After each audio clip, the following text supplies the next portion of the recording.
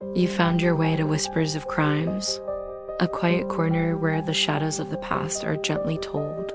Here, we speak of real crimes and mysteries, not to shock or scare, but to wonder, to reflect, and maybe to help you fall asleep. So close your eyes, let your thoughts slow down, and come with me into tonight's case.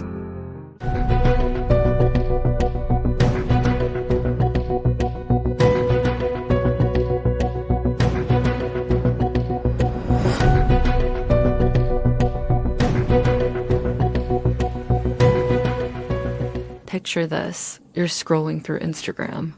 You see a woman standing atop a yacht in Monaco, sipping champagne, dressed head to toe in couture. She talks about building your dream life, manifesting success, and escaping the ordinary. You believe her, you want to be her. And maybe, just maybe, you spend a little money trying to get there yourself. But what if the yacht was rented by the hour? The designer clothes, knockoffs? The success, a lie? This isn't just a hypothetical. This is the true story of Maria Angi Molin, the woman behind one of the most audacious scams of the influencer era. Netflix's explosive new series, Angi, Fake Life, True Crime, cracks open the glittering facade. And today, we're diving even deeper into the real Maria Angi Molin, her meteoric rise, her carefully constructed lies, and the downfall no one saw coming. Let's get into it. Chapter 1. The Making of Maria Angi Molin. Before she was Angi, she was just Maria, born in 1993 in the industrial outskirts of Turin, Italy. Maria's childhood was anything but glamorous. Her parents, factory workers struggling to make ends meet, passed away in a tragic car accident when Maria was only 7 years old. From then on, she floated between relatives, foster homes, and boarding schools. Teachers described her as quiet but magnetic. Even as a child, Maria had a way of making people believe she was destined for something bigger. At 17, she legally changed her name, dropping her family's surname and reinventing herself as Maria Angi Molin, claiming distant noble roots she didn't actually have. It was her first real con, and it worked. Friends, employers, even landlords treated her differently once they thought she was part of Italy's old money elite. In Milan, while working menial jobs, Maria discovered Instagram. It was the perfect playground for someone like her, a place where reality was optional, and self-invention was a skill, not a sin. Chapter 2. Building the illusion. Maria's early posts were modest, vintage boutiques, handmade jewelry, cappuccinos in cozy cafes. But she was a fast learner. She watched how real influencers staged their lives, the color palettes, the filters, the candid shots that were anything but candid. She figured out the formula: aspiration plus relatability equals influence. By 2017, Maria had cracked the code. Using microloans, credit cards, and even borrowed outfits, she created the first version of Angi, the jet-set entrepreneur who manifested success out of thin air. One legendary story, covered in the Netflix series, shows how Maria snuck into a Milan Fashion Week after-party by convincing the doorman she was a PR agent for Versace. Inside, she networked like crazy, getting selfies with models, tagging brands, and posting vague captions that suggested endorsement deals she didn't actually have. Each post snowballed.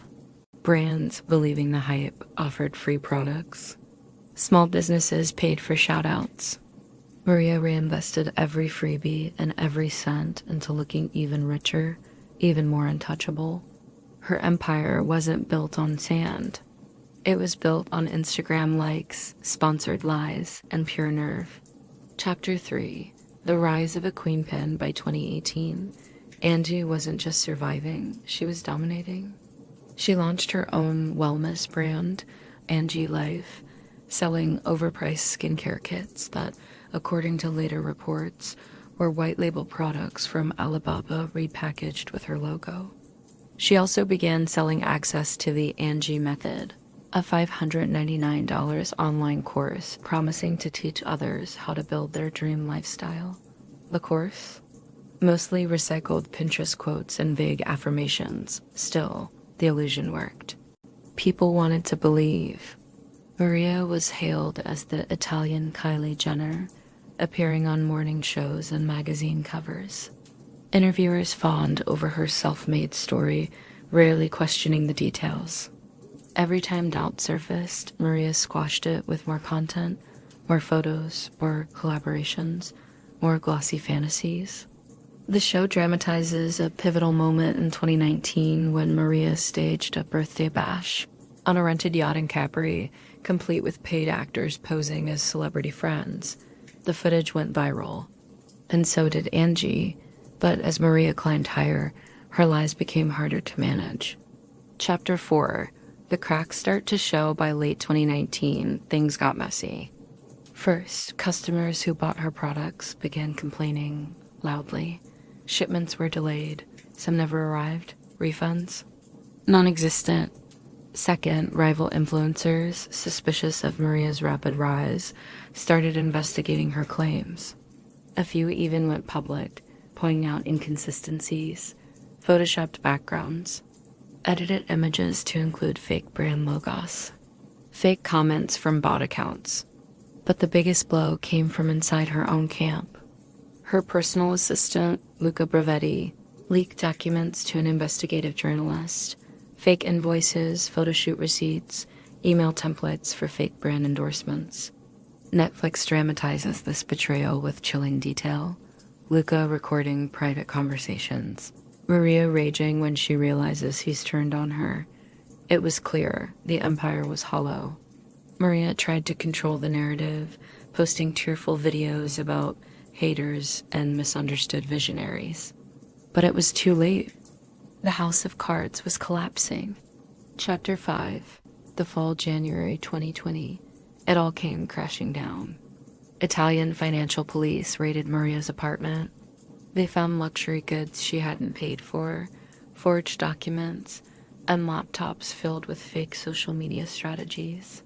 Maria was arrested in Lake Como, wearing a Versace robe in a villa she had rented under a fake name. The Netflix series captures the surreal absurdity of her arrest. Maria demanding to speak to the manager even as she is being handcuffed. Authorities charged her with wire fraud, identity theft, tax evasion, money laundering. Prosecutors claimed Maria defrauded over 300 victims out of nearly 12 million euros. It wasn't just brands and wealthy followers she had fooled. It was ordinary people too. Young women who bought her courses hoping to escape poverty, just like Maria once had. Chapter 6. Trial and aftermath. Maria's trial in Milan was a media circus. Outside the courthouse, supporters and detractors screamed at each other, waving signs and hashtags. Maria's defense? She claimed Angi was performance art, a satire of influencer culture, that everyone who followed her should have known it was fake. Prosecutors, meanwhile, portrayed her as a predator who weaponized dreams for profit. Asterisk in Netflix's dramatization, one key scene shows Maria's infamous quote from the trial: "If reality isn't beautiful enough, make your own." After 6 months, the verdict was unanimous. Maria Angi Molin was sentenced to 16 years in prison. Today, she sits in a correctional facility outside Milan.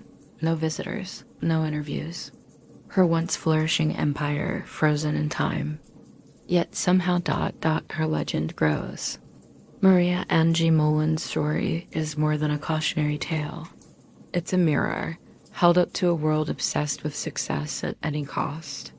NG Fake Life True Crime asks hard questions. When does aspiration become deception? When does belief turn into complicity? And why do we keep falling for the fantasy over and over again? That's all for tonight's story. Another thread in the web of true crime, quietly unraveling as the night goes on. If you're still with me, thanks for listening. And if sleep has already taken you, may your dreams be peaceful and your mind at ease. I'll be here next time by the fire with another story waiting to be told. Good night, and don't forget to lock your doors.